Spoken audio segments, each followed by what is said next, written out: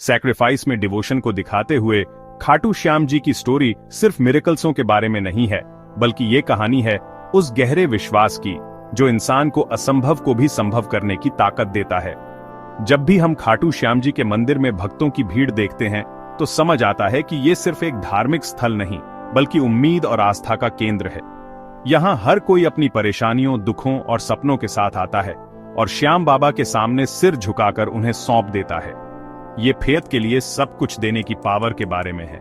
जब इंसान अपने जीवन की सबसे बड़ी मुश्किलों में भी हार नहीं मानता और अपने आराध्य पर भरोसा रखता है, तो वही शक्ति उसे आगे बढ़ने का हौसला देती है। खाटू श्याम जी की कथा हमें यही सिखाती है कि सच्ची श्रद्धा में कितनी ताकत होती है। करेज, सैक्रिफाइस और अटूट विश्वास की जर्नी के लिए रेडी हो जाइए।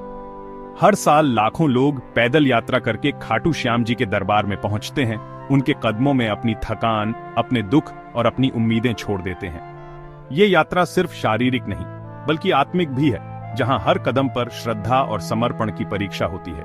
महाभारत के एरा में वापस चलते हैं। उस समय की कल्पना कीजिए जब धर्म और अधर्म के बीच सबसे बड़ा युद्ध होने वाला था और हर योद्धा अपनी ताकत और नियत के साथ मैदान में उतरने को तैयार था। मिलिए बर्बरीक से, भीम के पोते, जो बचपन से ही असाधारण शक्तियों के धनी थे। उनकी वीरता और दया दोनों ही अद्वितीय थीं। बर्बरीक का दिल हमेशा कमजोरों के लिए धड़कता था और वे न्याय के लिए किसी भी हद तक जा सकते थे। जिन्हें भगवान शिव से 3 मिस्टिकल एरोज मिले थे।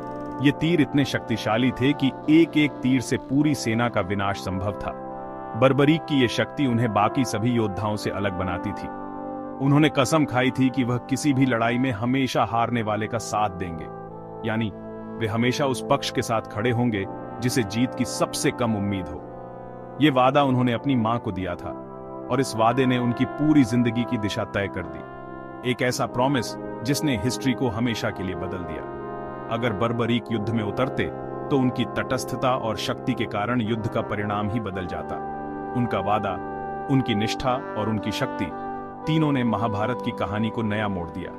जैसे ही ग्रेट वॉर पास आई, भगवान कृष्ण ने एक सेज के भेष में बर्बरीक के रिजॉल्व को टेस्ट किया। कृष्ण जानते थे कि बर्बरीक की उपस्थिति से युद्ध का संतुलन बिगड़ सकता है और धर्म की विजय असंभव हो सकती है। ये रियलाइज करते हुए कि बर्बरीक की पावर बैलेंस को एंडलेसली टिप कर सकती है, कृष्ण ने एक कठिन निर्णय लिया। उन्होंने बर्बरीक से उनकी सबसे बड़ी आहुति मांगी, उनका सिर।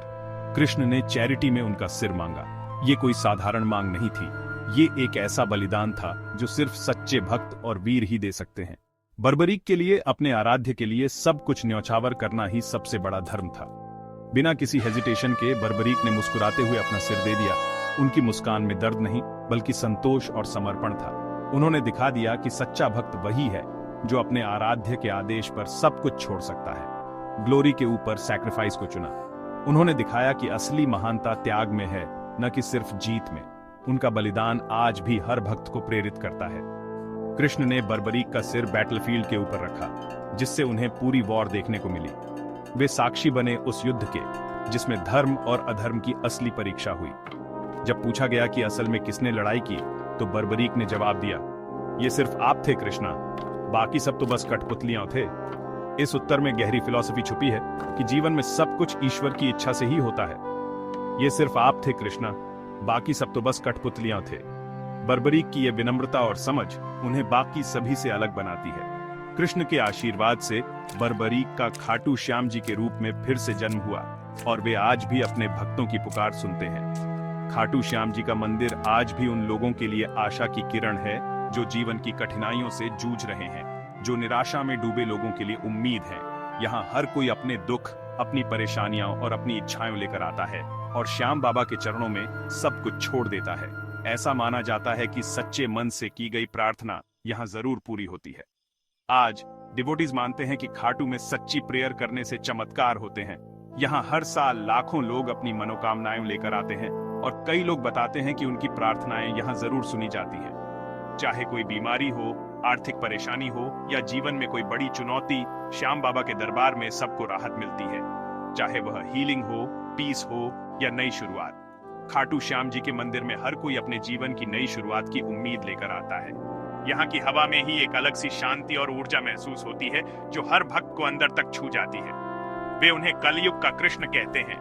ऐसा माना जाता है कि जैसे द्वापर युग में कृष्ण ने सबकी रक्षा की थी, वैसे ही कलयुग में श्याम बाबा अपने भक्तों की रक्षा करते हैं। उनकी महिमा और मिरेकल्सों की कहानियां हर घर में सुनाई जाती हैं। याद रखिए, खाटू श्याम जी उनके साथ खड़े होते हैं जिन्होंने सारी उम्मीद खो दी है। जय श्री श्याम।